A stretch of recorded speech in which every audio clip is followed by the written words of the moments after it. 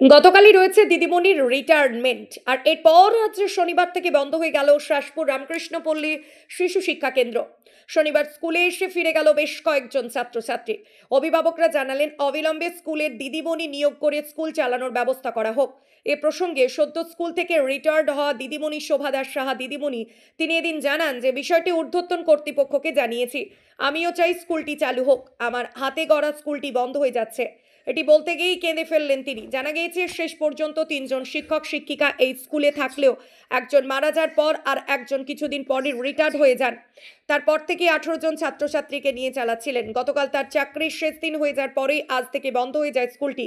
বেশ কয়েকজন ছাত্রছাত্রীকে অন্য স্কুলে ভর্তি করানোর জন্য তিনি ট্রান্সফারের ব্যবস্থা করতে পারলেও কয়েকজন ছাত্রছাত্রী স্কুলেই তারা পড়বেন এই বলে তাদের অভিভাবকরা ট্রান্সফার সার্টিফিকেট নেয়নি। ফলে স্থানীয় অভিভাবকরা স্কুলটি যাতে পুনরায় চালু হয় তার দাবি তুলছেন। আপনি তো শাসপুর রামকৃষ্ণ পল্লীতে শিশু শিক্ষা কেন্দ্রে টিচারই করতেন, তো সেখান থেকে আপনার রিটায়ারমেন্ট হয়ে গেছে বা রিটায়ার করেও গেছেন। এই অবস্থায় স্কুল কিভাবে চলবে?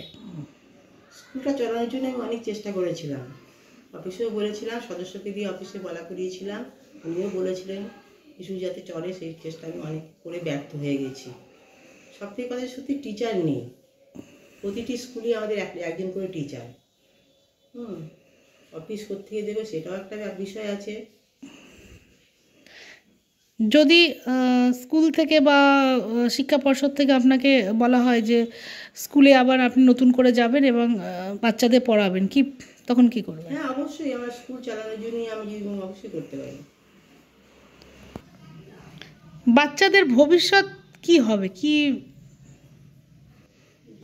বাচ্চাদের ভবিষ্যৎ বলতে আশপাশে স্কুল একটু দূরেই আছে, যদি নতুন করে স্কুলটা চালু হয় তো আমার খুবই ভালো লাগে। কেন স্কুলটা আমি নিজে হাতে করে করেছি বাচ্চাগুলোর জন্য। বাচ্চাগুলো মানে খুবই ভালোবাসে আমাকে। আমার সারাটা দিন কালকে কান্না কেঁদে কাটিয়েছি, ওদের জন্য খুব মন খারাপ। এখনও দুটো বাচ্চা ফোন করে আমাকে বলছে, ম্যাম কেমন আছো, ওর জন্য মন খারাপ লাগছে। এই অবস্থায় আর দূরে ওদের যাওয়ার মতো ক্ষমতাও তেমন, আর্থিক সঙ্গতিও নেই, প্রাইভেট স্কুলে যাওয়ার মতোও নেই।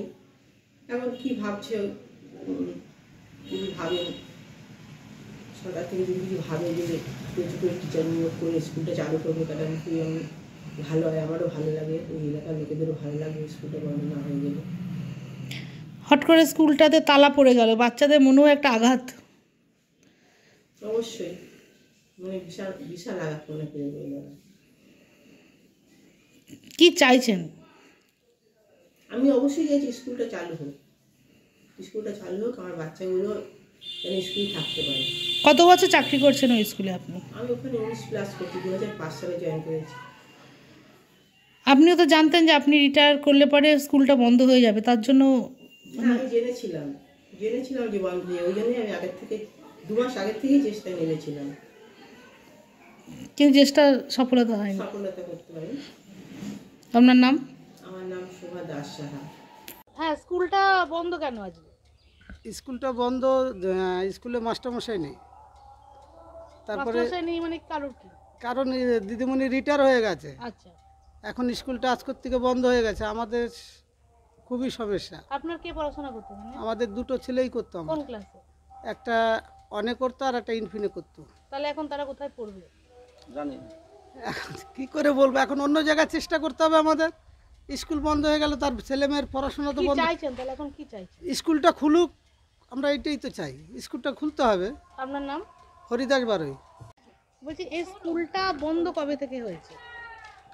আজকে থেকে স্কুলটা বন্ধ হয়ে গেছে, কালকে থেকেও খোলা ছিল, কিন্তু দিদিমণি নাই, দিদিমণির চাকরি রিটায়ার্ড হয়ে গেছে। এখন কোনো দিদিমণি না থাকার কারণে স্কুল বন্ধ হয়ে পড়ে আছে।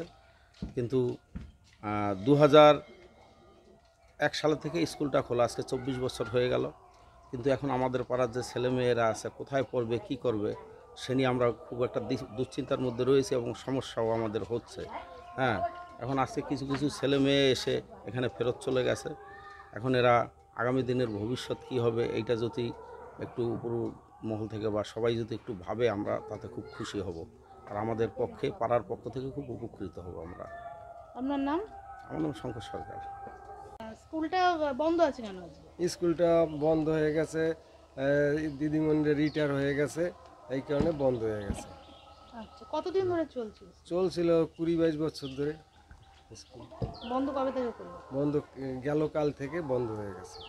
কতজন ছাত্র ছিল এখানে? 20-22 জন ছাত্র ছিল। সব এই এলাকারই? হ্যাঁ, এই এলাকা। তাহলে কতটা অসুবিধার মধ্যে পড়েছে সবাই আজ? আমাদের পাড়ার ছেলে মেয়েদের অসুবিধা তো অবশ্যই হয়েছে, কোথায় পড়তে যাবে, স্কুলে কোথায় যাবে। কি চাইছেন এখন? আমাদের স্কুলটা চালু হোক, যাতে চালু হয়। আপনার নাম? আমার নাম নিখিল মণ্ডল।